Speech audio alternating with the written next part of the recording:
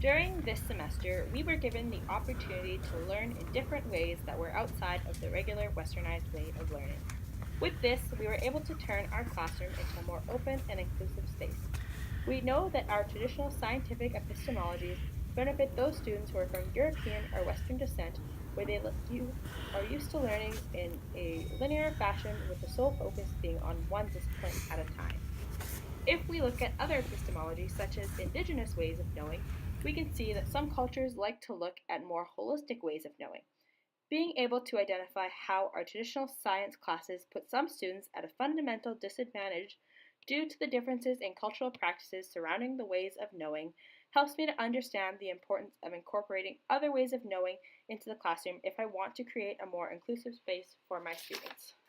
In our science class this year, we got to experiment with different ways of learning. One of the most memorable opportunities we had was when we went to the garden on campus and helped harvest some vegetables.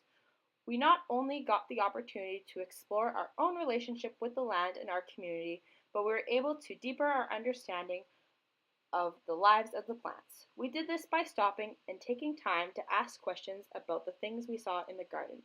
This solidified for me the importance of inquiry-based learning. By having students direct the course of their learning, they are more likely to stay engaged.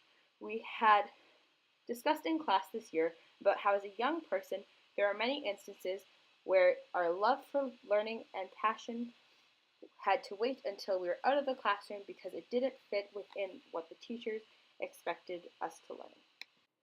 The final topic we discussed in class that I really felt has shifted my ways of thinking when it comes to approaching my new scientific philosophy were the opportunities we were provided where we got to start building connections with elders and understand their perspectives and traditions.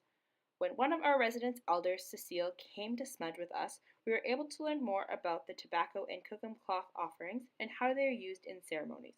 We were also given the opportunity to have an open discussion with her regarding tough subjects such as reconciliation. It is important to take the time to build these relationships so there's an opportunity to work towards reconciliation.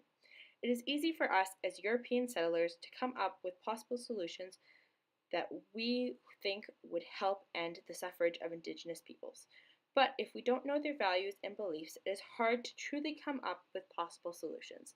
This was evident when we discussed the Treaty 4 flag and why it isn't displayed more often.